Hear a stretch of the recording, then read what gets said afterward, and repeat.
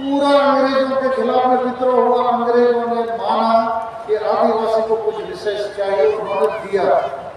तो उसी संताल परगना साहिबगंज जिला भोगनाडी गांव में हमने 30 जून 2000 को हमारे नेतृत्व में संताली भाषा मोर्चा बना के करीब 5000 लोग वहां गए और भोगनाडी की जमीन को मुट्ठी में लेकर शपथ लिया था कि हे वीर शहीदों, तुमने संताल परगना को विजय हासिल किया और तुम्हारी कुर्बानी, तुम्हारी खून से जो सनी हुई मिट्टी है, हम उस मिट्टी को हाथ में लेकर, मुट्ठी में लेकर शपथ लेना चाहते हैं कि संताली भाषा को भी हम 8वीं अनुसूची में शामिल कर सकें और विजय हासिल कर सकें। और वो हम लोगों ने किया और वो मिट्टी यही बिटिया मुर्मू ने हम लोग को हाथ में किया।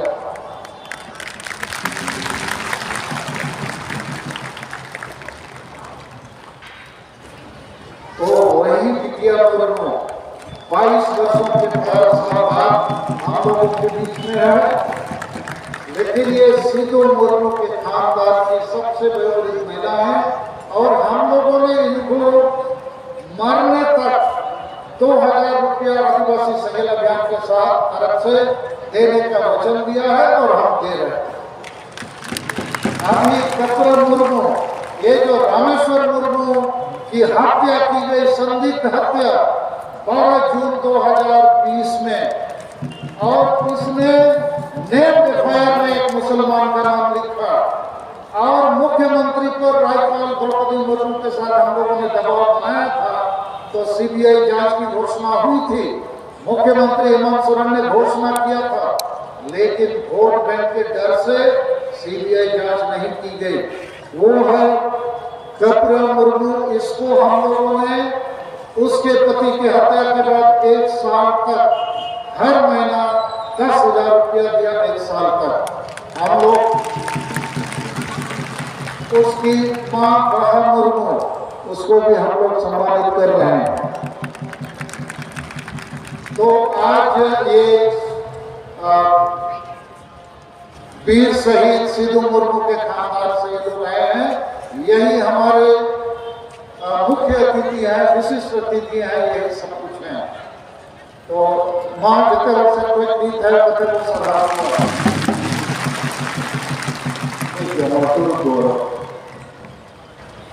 अब मैं अपनी बातों को कोशिश करूंगा दिल्ली तक पहुंचाने के लिए, झारखंड की राजधानी रांची तक पहुंचाने के लिए।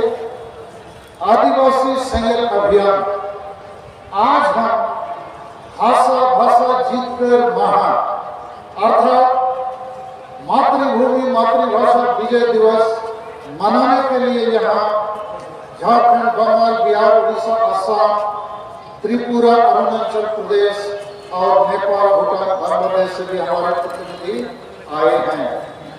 ये हमारे विरासत को, इतिहास को पुनर्जीवित करने का एक ऐतिहासिक, गौरवान्वित होने का महान क्षण है। और आज हम लोग इस मंच से शपथ लेने वाले हैं और एक संताल विद्रोह करने के लिए और एक आदिवासी विद्रोह करने के लिए। किनके खिलाफ हम विद्रोह करेंगे आप बताएंगे, लेकिन हमारा दुर्भाग्य ये है कि इतनी बड़ी विरासत, कार्ल मार्क्स जो दुनिया के बड़े दार्शनिक हैं, विद्वान हैं, उन्होंने कहा कि अंग्रेजों के खिलाफ पहली जन क्रांति संताल विद्रोह है। कोई भी जाति समुदाय अंग्रेजों के खिलाफ इतनी सुनियोजित ढंग से अंग्रेजों के खिलाफ विद्रोह नहीं किया था जो संताल विद्रोह के रूप में हुई। तो उस संताल विद्रोह को आज लोग भूल रहे हैं। सिद्धू मुर्मू और उसके वंशज को भूल रहे हैं। कानू मुर्मू, चांद मुर्मू, भैरव मुर्मू, फूलो मुर्मू, चांद मुर्मू, संताल परगना को लोग आज लूट रहे हैं, कूट रहे हैं। तो इतनी बड़ी विश्व की विरासत, इतिहास को आज यहाँ जीवित करने का एक छोटा प्रयास होता है।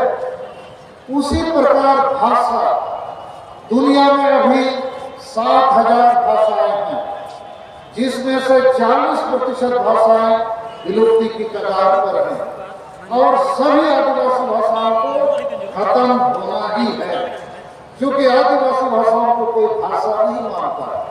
लेकिन हमारे नेतृत्व में संताली भाषा मोर्चा के अगुवाई में, तत्वाधान में और तमाम लोगों के सहयोग से ये पहली आदिवासी भाषा है जो भारत नहीं दुनिया में शायद राष्ट्रीय मान्यता प्राप्त कर सकी है।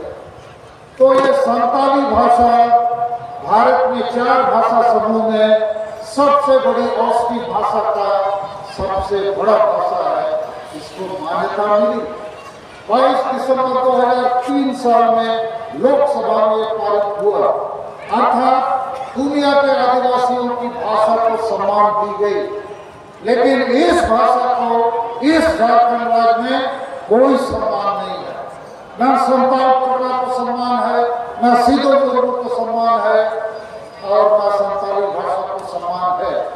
तो आज ये सभा का मूल उद्देश्य है कि संताल परगना, संताल विद्रोह, सीधो मुर्मू और संताली भाषा को फिर से पुनर्जीवित करना है। लेकिन यहाँ संताल का एक तात्पर्य ये है कि बाकी आदिवासी भाषाओं को भी जिंदा करना है, चाहे वो मुंडा भाषा हो, कुड़ुक भाषा हो, खड़िया भाषा हो भाषा हो, भूमि भाषा हो। उसी प्रकार केवल सीधो मुर्मू नहीं, बिरसा मुंडा, तेलंगा खड़िया, कोको हो और ये हमारे भूमि विद्रोह के गंगा नारायण सिंह भूमि, तो सारे जो आदिवासी शहीद हैं, सारी जो आदिवासी भाषाएं हैं, यदि ये झारखंड में मिट जाएंगे तो हम आदिवासी नहीं बचेंगे।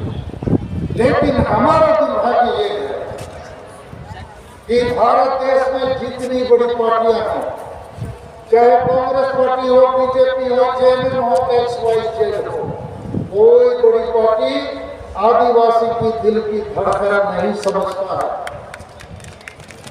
और इसलिए हमें सावधान होना होगा, इनके खिलाफ भी दबाव बनाना होगा। खिलाफ करने का मतलब लड़ना झगड़ना गाली देना नहीं है, हम इनके ऊपर दबाव बनाएंगे। अभी दबाव बनना है और इसी का नतीजा है महामहिम राष्ट्रपति द्रौपदी मुर्मू, यहाँ भी लगाया, वहाँ भी लगाया, सब जगह लगाया। हम आदिवासियों को दबाव बनाना होगा। तो हमारे बीच महामहिम राष्ट्रपति आई है। 75 वर्षों के बाद एक आदिवासी महिला, संताल महिला राष्ट्रपति बनी है। उसी प्रकार हम प्रधानमंत्री नरेंद्र मोदी जी का भी फोटो लगाए हैं, क्योंकि अभी देश का प्रधानमंत्री वही है और उसने ही द्रौपदी मुर्मू जी को राष्ट्रपति बनाया है, यह हम मानते हैं। और उसने ही बिरसा मुंडा के जन्मदिन पर राष्ट्रीय जनजाति गौरव दिवस शुरू किया है और अभी बहुत सारी बातें हो रही हैं। तो हम आदिवासियों को, लेकिन ये बड़ी बड़ी पार्टियां अब तक हमको ध्यान नहीं दिया था। हमको दबाव बनाना होगा और इनको मजबूर करना होगा।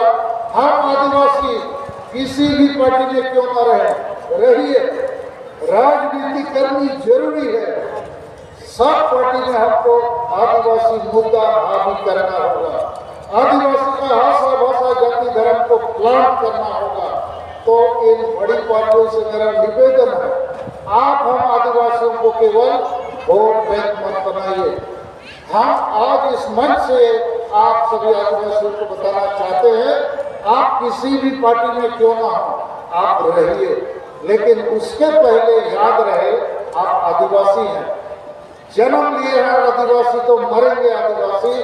पार्टी आप बदल सकते हैं, लेकिन जो संताल मुंडा उराव खड़िया हो आदिवासी है, भूमि वो भूमि ही मरेगा, संताल ही मरेगा यदि भूमि जब संताल जन्म दिया।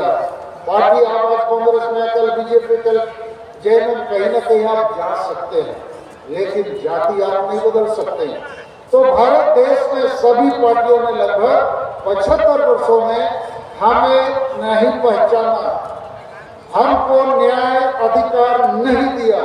ये हमारे लिए चिंता के विषय है। मैं पहली चिंता यहाँ से व्यक्त करना चाहता हूँ। दूसरी हमारी चिंता है कि भारत देश में बहुत सारे बुद्धिजीवी हैं, समाजसेवी हैं, और वे सारे लोग चाहे जुडिशियरी में हो या एग्जीक्यूटिव में हो या मीडिया में हो, ये भी आदिवासी को चिंता नहीं करते हैं। लेकिन मैं उनसे भी अपील करूंगा कि आपको आदिवासी की चिंता करनी होगी, नहीं तो दुनिया में आप नहीं बचोगे। और पूरे दुनिया में अभी चिंता है कि प्रकृति और पर्यावरण खत्म हो जाएगी तो आदमी खत्म हो जाएगा। कोरोना आ गया था, क्या हालत हो गई। अभी पता लग रहा है चीन में वैसे ही कोरोना आ गई जैसे कुछ साल पहले हमारे देश में थी, और वो इधर भी आने वाला है। तो प्रकृति और पर्यावरण यदि नहीं बचेगा, कोई नहीं बचने वाला है। और प्रकृति और पर्यावरण को कौन बचाएगा? आदिवासी बचा सकता है।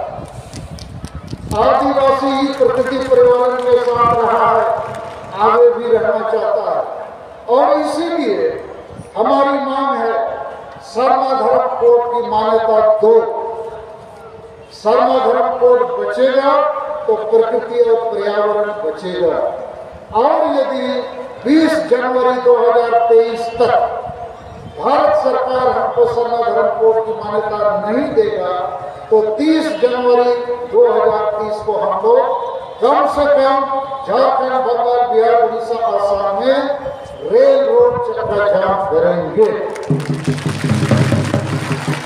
हम इस बार राष्ट्रीय स्तर पर भी रेल रोड चक्का जाम करने की कोशिश करेंगे, इसलिए कि भारत देश के लगभग सभी आदिवासी हिंदू, मुसलमान, ईसाई नहीं है, वो प्रकृति पूजक है। और इसलिए उनको इस समय एक धर्म की मान्यता जरूरी है। और भारत के संविधान में अनुच्छेद 25 में इसकी व्यवस्था है। लेकिन जोर जबरदस्ती हमको धर्म की मान्यता नहीं दी जा रही है। समझ लो हम एक बिना रंग के पानी है रंग विहीन। तो हमारे पानी में कोई लाल रंग डाल देता है तो हम लाल हो जाते हैं, कोई पीला डाल देता है तो पीला हो जाते हैं, कोई काला डालता है तो काला हो जाते हैं। तो हमको धर्म की मान्यता नहीं दीजिएगा। तो आदिवासी को मालूम भी नहीं है धर्म उसका नाम क्या है। वो प्रकृति को ही भगवान मानता है, क्योंकि प्रकृति ही पालनहार है। प्रकृति ही हवा पानी सब कुछ देता है, खाना देता है, फल देता है, अनाज देता है, दवा देता है, सब कुछ देता है। और जब ब्रह्मांड बना होगा, पृथ्वी बनी होगी और आदमी बना होगा, तो उस आदमी को कोई हिंदू, मुसलमान, ईसाई नहीं बनाया होगा। बहुत लोग बोलते हैं ना, हमारा भगवान सबसे बड़ा है, इसीलिए सबको जन्म दिया है। तो हिंदू का भगवान सबसे बड़ा होगा, तो बहुत सारे लोग ईसाई और मुसलमान क्यों बन गए? सब हिंदू होना चाहिए था। ईसाई का भगवान भी बहुत बड़ा होगा, इसीलिए इंसान को बनाया। तो बहुत लोग हिंदू मुसलमान क्यों हो गए? तो ये सब भगवान बनाने का काम आदमी का है। ये चालाक लोग भगवान बनाए और चालाक लोग धर्म बनाए। ये जितना धर्म है ना, ये सब पार्टी है, संगठन है, एनजीओ है, जनता को एक जगह जमा करके चंदा लेने का धंधा। लेकिन आदिवासी को ये धंधा नहीं मालूम है, वो ये धंधा नहीं किया, इसीलिए अभी तक उसको पता भी नहीं उसका धर्म का नाम क्या है। लेकिन अभी मालूम हो रहा है कि कोई हिंदू बनाना चाहता है हमको, कोई मुसलमान, कोई क्रिश्चियन। तो आदिवासी जो थोड़ा समझदार लोग हैं वो सोचने लगे यार हम लोग को क्या करना है। तो अपने अपने ढंग से लोग अपने अपने धर्म की बात शुरू किए।